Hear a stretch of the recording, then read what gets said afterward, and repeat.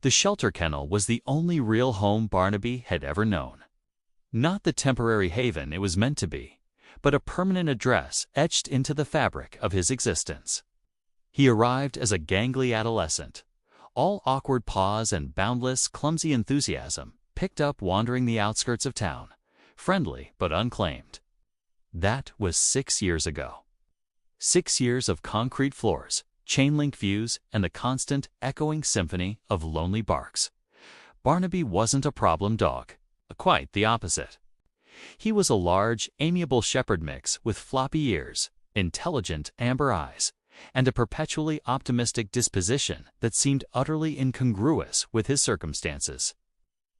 He learned basic commands quickly from the volunteers, walked politely on leash, and greeted everyone: staff, volunteers, potential adopters, with the same hopeful wiggle and expectant gaze.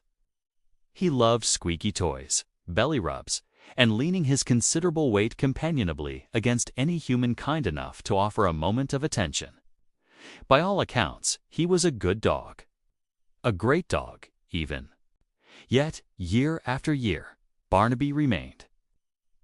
He watched countless kennelmates arrive, find families, and leave, their triumphant exits marked by happy tears and jingling new tags.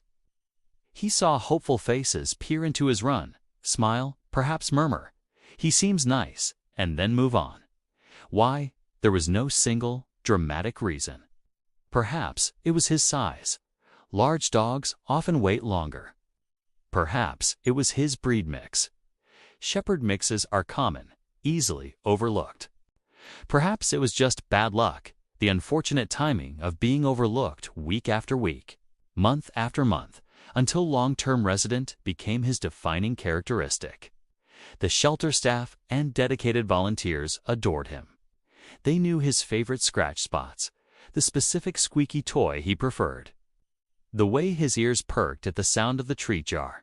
They gave him extra yard time, special walks, and ensured his kennel card always highlighted his best qualities. Friendly, loves people, smart, affectionate, volunteer favorite. They advocated for him tirelessly. But advocacy couldn't conjure the perfect adopter out of thin air. 6 years is an eternity in shelter time. Volunteers came and went. Staff members changed. Protocols were updated. Puppies arrived small and helpless and left as bouncy adolescents, all while Barnaby remained in C8, watching, waiting. The most heartbreaking part wasn't that he became aggressive or shut down, as many long-term residents understandably do. Instead, Barnaby clung to hope with a tenacity that was both inspiring and deeply poignant. Every time the shelter doors opened, every time footsteps echoed down his corridor, his tail would begin its optimistic thump-thump against the concrete wall. He'd press his hopeful face against the chain link, amber eyes scanning, silently asking, "Is it my turn? Are you here for me?" The inevitable disappointment as footsteps passed or families chose a smaller, younger, or cuter dog never seemed to extinguish that inner light. He might slump momentarily, letting out a soft sigh. But the next time someone approached, the hopeful wiggle would return, the tail would thump. The unwavering belief in the possibility of love seemingly resetting itself. He became a fixture, a gentle giant known by everyone. New volunteers were always surprised to learn how long he'd been there. "But he's so wonderful," they'd exclaim. "How has no one adopted him?" The veterans would just offer a sad smile. "He's waiting for his perfect person. Barnaby is. He's patient." Patient wasn't even the word for it. His endurance was extraordinary. He found joy in the small things, the warmth of a sunbeam in his run, the brief freedom of chasing a ball in the exercise. The comforting routine of meal times, the precious minutes spent with a volunteer who chose to sit with him, offering quiet companionship. He never held a grudge against the world that seemed to have forgotten him. His capacity for affection remained undimmed, his trust in humans miraculously intact despite years of confinement and fleeting connections. He offered his unconditional love freely to everyone. He comforted tearful volunteers having a bad day by leaning his heavy head gently against them. He played patiently with nervous shelter newcomers in the yard, his calm demeanor often helping them adjust. He was, in his own quiet way, the heart of C Block, a steadfast presence radiating a warmth that defied his sterile surroundings. But even the most optimistic spirit can fray. As the 6th-year mark approached, some volunteers noticed subtle changes. Barnaby still greeted everyone hopefully, but perhaps the tail thump wasn't quite as vigorous.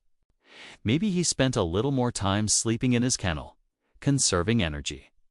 There was a touch more gray around his muzzle now, a slight stiffness in his gait after naps. The heartbreaking thought began to surface. Would Barnaby live out his entire life here? Would his unwavering patience, his endless wellspring of love, never find its intended harbor? It was a dreary Tuesday afternoon, the kind where adoption traffic is usually slow when the Clark family walked in. They weren't looking for a specific breed or age. Their previous dog, a beloved old soul, had passed away 6 months prior, leaving a gaping hole in their lives. They had finally decided they were ready, not to replace their old friend, but to open their hearts and home again. Their children, Emily and Sam, walked quietly beside them, subdued, perhaps unsure about this process. They walked slowly down the echoing corridors, peering into kennels. They saw playful puppies, regal purebreds, small, cuddly companions. Then they reached C Block, Run 8. Barnaby was lying down, watching them approach, his tail giving a tentative thump. He didn't erupt in frantic barking. He simply watched, his amber eyes soft and intelligent. Mrs. Clark paused, reading his kennel card. "Barnaby," she murmured. "Shepherd mix, ... 6 years." She looked from the card to the dog, her expression softening. 6 years, here. Mr. Clark looked at Barnaby, truly looked. He saw the gray muzzle, the calm demeanor, the quiet hope in his eyes. He saw a dog waiting patiently for his chance. "Can we meet him?" Mrs. Clark asked, a nearby volunteer. The volunteer's face lit up. "Barnaby, absolutely. He's one of our best boys." In the meet and greet yard, Barnaby was initially overwhelmed by the presence of a whole family focusing solely on him. He stayed close to the volunteer at first, leaning against her for reassurance. But his curiosity and inherent friendliness soon won out. He approached Mr. Clark cautiously, sniffing his hand before offering a gentle lick. He allowed Emily and Sam to stroke his back, his tail starting a slow, wide sweep. He retrieved the tennis ball Mr. Clark threw, dropping it politely at his feet, looking up with eager anticipation. There was no dramatic, instant connection, no cinematic moment. It was quieter than that. It was the Clarks seeing past the long-term resident label, past the age, past the common breed mix. They saw Barnaby. They saw his gentle nature, his quiet dignity, his patient heart. They saw the unconditional love he was so ready to give, shining brightly despite years of waiting. They saw a dog who simply needed a family to finally see him. Emily knelt beside Barnaby, wrapping her arms gently around his thick neck. Barnaby, startled for a second, relaxed into the hug, letting out a soft sigh and resting his heavy head on her shoulder. Mrs. Clark looked at her husband, tears welling in her eyes. He nodded, his own eyes suspiciously bright. "I think," Mr. Clark said, his voice thick, "I think Barnaby's wait might be over." The shelter staff and volunteers buzzed with excitement. When the adoption paperwork was signed, there were tears, hugs, and effusive thanks. Leading Barnaby out of the shelter for the last time felt momentous, surreal. He walked calmly beside Mr. Clark, occasionally looking back at the familiar building, then forward towards the waiting car, his tail held high, sweeping proudly.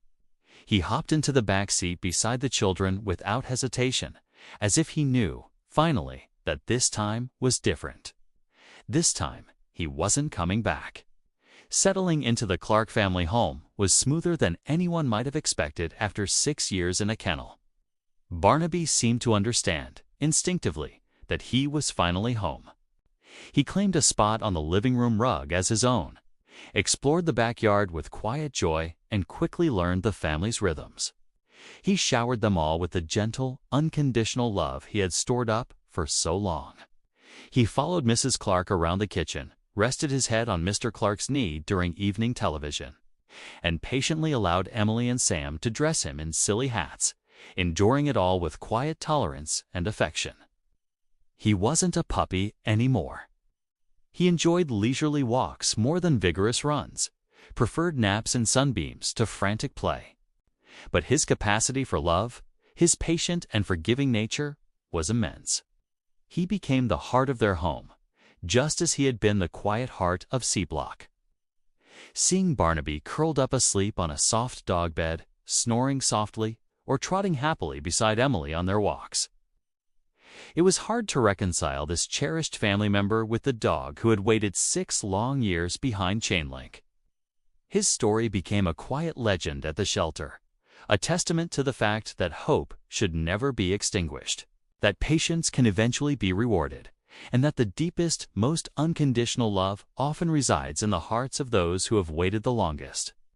Barnaby, the dog who waited years, finally had his forever home, proving that the wait, however long, was worth it for a love so patient, so pure, and so unconditionally given.